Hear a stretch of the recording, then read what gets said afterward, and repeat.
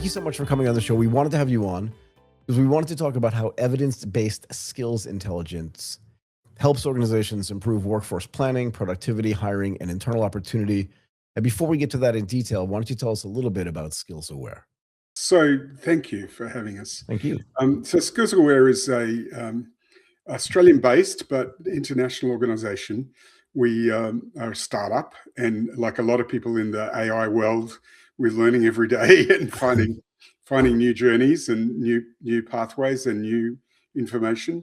But essentially, what we do is we've used artificial intelligence in a guardrail sense, like controlled sense, privacy-aware sense, to manage evidence of learning, either self-claimed learning, which is a bit unusual. So we'll allow people to tell us their story about their life experience, plus any learning they've gained through their organization, plus any learning they've gained through certified authorities. And then we pull that all together for whatever the purpose might be. Now, several purposes we're doing with our early clients: credit transfer, recognition of prior learning, or in North America, they often call it plethora. We are working with people to accelerate and make it cheaper and easier to get recognition against formal qualifications, micro-credentials, and so on. Yep. And also, we work with organizations to expose skills within the organization where people have got a lot of experience, have learned a lot of things, but the organization's unaware of this. So they've hired them into a specific role based on a very short resume, but really people have much more experience than what they show on their resume. So they're the two business cases we tend to play into. We have both an agentic and an analytical AI function within SkillsAware. So can you run through like how each one of those things works? Maybe start with the analytical AI. Yeah. And then the agentic AI, and how it changes the way organizations approach not just the skill development, but the understanding of which skills actually individual employees have, because that's kind of what you're referencing as well. That's true. And one of the things we did is we brought in a 70,000 rich skills database, 70,000 skills in our back end, so that whatever experience you've got, we can map against those skills. Wow. So you would typically upload some evidence, whatever that might be, textual evidence, a reference, a job description, resume, and our analytical AI will map that against the 70,000 skills. So you can use your evidence over and over to get recognition against the skills. Then the other process is the agentic AI, where what we do is we use an agent, we call it the skills assistant, to have a conversation with the participant, the candidate, the learner, whoever it might be. And through that conversation, it draws out more and more and more and more evidence. And then we can come to the way in which we rate evidence, which is a key part of our intellectual property. We have a rating system to rate evidence. So I was going to ask you, how does that work? And is it interactive? In other words, would that agent talk to me directly and say, Michael, explain to me how you know this or how you know that? Or like in the US, I passed the Series 7 or Series 30, whatever it is. Yeah. So now I can do all these other jobs. But because I've been doing that for a long time, then I know, is it interactive as well? And then how do you score it as well? It's completely interactive, and it's not an assessor. So we can talk about privacy in a minute, and the important thing about AI as a guardrailed tool rather than an open tool. So a lot of fear about just letting AI go rampant, and is it going to replace all the humans? Well, no. In our model, the humans are really important. So what happens is that you would load your evidence, whatever that is, including your informal experience, right? Just what you might have been volunteering at a music club or doing some other thing. Load all of this in, and the agent will ask you more and more questions to exude more information. And then we have an algorithm that rates the evidence. It doesn't rate you, it rates the evidence. Ah, okay, that's important. That's an important distinction. Sorry, thank you for doing that. Yeah. So it doesn't assess you and your capability. It assesses the evidence and whether it's relevant. That's the thing.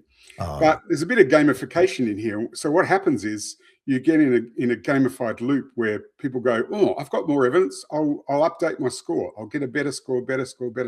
And then when they're ready and they're happy that they've got all of the evidence in, it can go off to a human assessor to evaluate their evidence. Now, that might be in a university or a community college or in a vocational college of some kind, or it might just be within the context of their employment, or it might just be for them, for their own portfolio, you know. Yeah, so this is the other thing I was going to ask. So let's say I go through this whole process, whether I'm a new employee or a long tenured employee at a specific company, I use the SkillsAware platform, I go out and I say that I have all these skills, I have evidence for it. Who's using, do you know what I mean? Like, what's the point? Who's using that? Do I get a raise for this in stuff? our early pilots, now I've got to say we're early, right? So Yep. this stuff's all new, right? But in our early pilots, what we're discovering is recognition of prior learning against formal qualifications is the highest payoff. Because if you go and try and get credit or RPL or anything like that at an institution, there's a whole lot of paperwork involved. Like, it drives everyone insane. In fact, most people say it costs more to get recognition for your prior learning than it does to just do the course, right? Yeah. So our primary business case is about reducing that cost by something like 70%. 70% reduction in the cost of recognition of learning against a formal qualification. So that's the primary business case, what we do. However, in the process, we reveal a whole lot of stuff, because suddenly you've got a portfolio of all the things you've ever learned. And, you know, in a resume, you might have 20 things, right? And everyone says, oh, keep your resume short, you know, relevant, recent. Tight. Actually, you're a whole human. Let's recognize the whole human. What research tells us is that that everybody has about 800 to 1,000 skills or capabilities. 800 to 1,000. You just cannot represent those in a resume, but you can represent those in SkillsAware, and you can represent them with evidence backing. So are we suggesting then, and again, it's early days, right? So I'm just trying to surmise like what's going to happen here. But are we suggesting then that, like, this idea of, you know, Bob has these 775 skills that no one's ever discussed before because only 21 of them that he put on his resume he thought were important. But is that now going to be more important than like your job title and your kind of the credentials that people know? I think so. So we live in a project-driven world, right? Yeah, for sure. Right?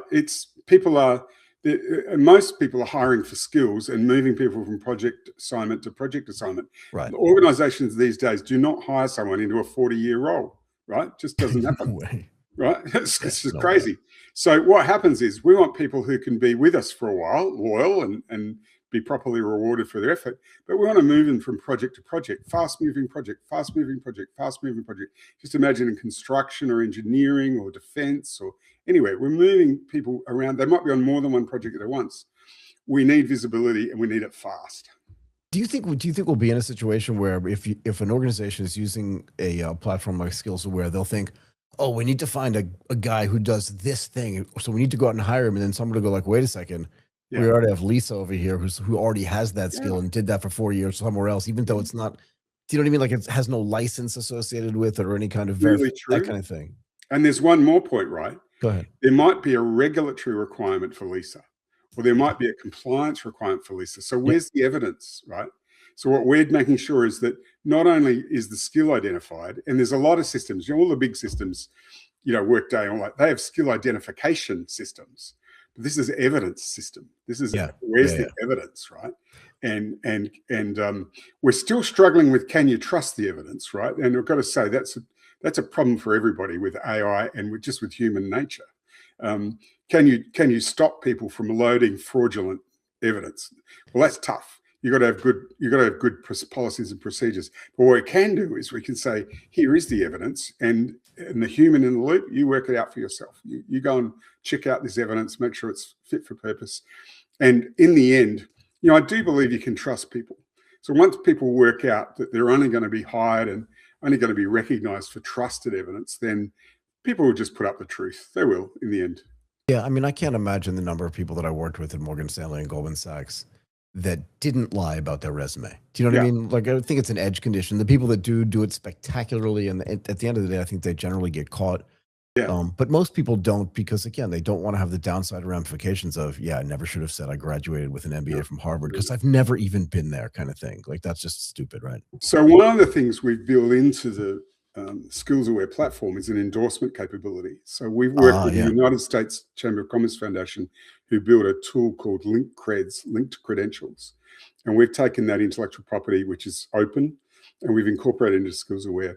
And so what we do there is you can get an endorsement that's encrypted from a previous supervisor or peer or someone. Hmm. And that adds a degree of validity and veracity to the evidence you're uploading. So, we're taking this stuff seriously, but it's not a perfect world. The AI still hallucinates.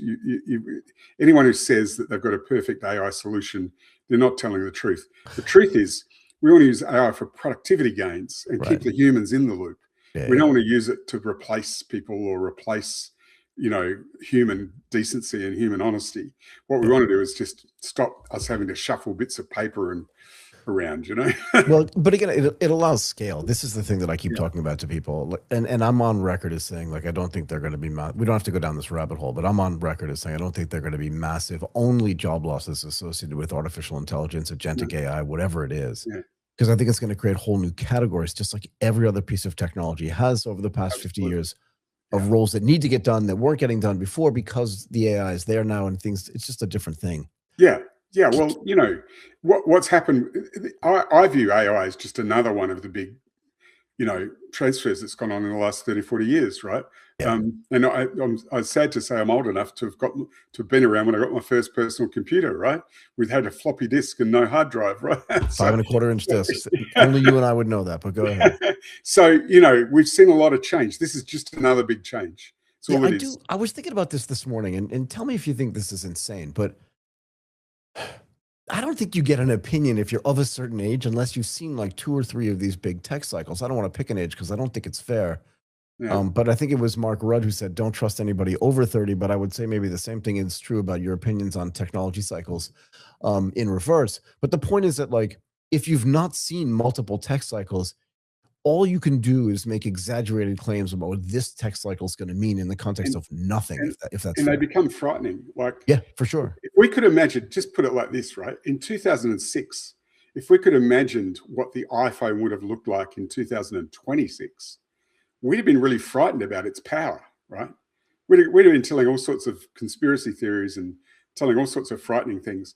My view of AI is sure, it takes humans more out of the loop, but we've been through these cycles before. And if humans are taken completely out of the loop, then we'll evolve away, right? Like, it's crazy. Can I make the reverse argument, if you don't mind, Mark? Yeah. I don't remember the year because I wasn't alive, but like when the printing press came out, this was supposed to be an existential threat to humanity because people were going to have way too much information. They're going to know things that they shouldn't know. And now we're worried about people not having enough information, not reading enough. Do you know what I mean? Like, it's just the same cyclical. So I remember this year, I think it was 1812, and the Marquis in charge in Britain of the British Post Office, said with the invention of the telegram, it will never take off because people want to see the handwriting in paper, right? Yeah, exactly. Exactly.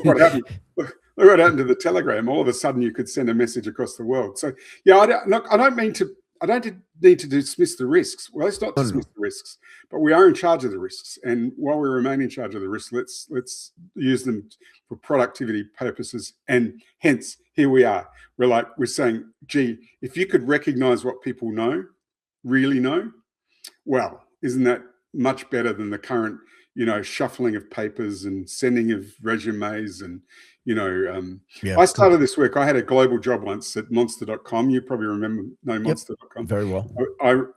My job, and it's about 25 years ago, my job was to match skills and jobs. Right. And what we discovered was that the education world and the job world were like oil and water.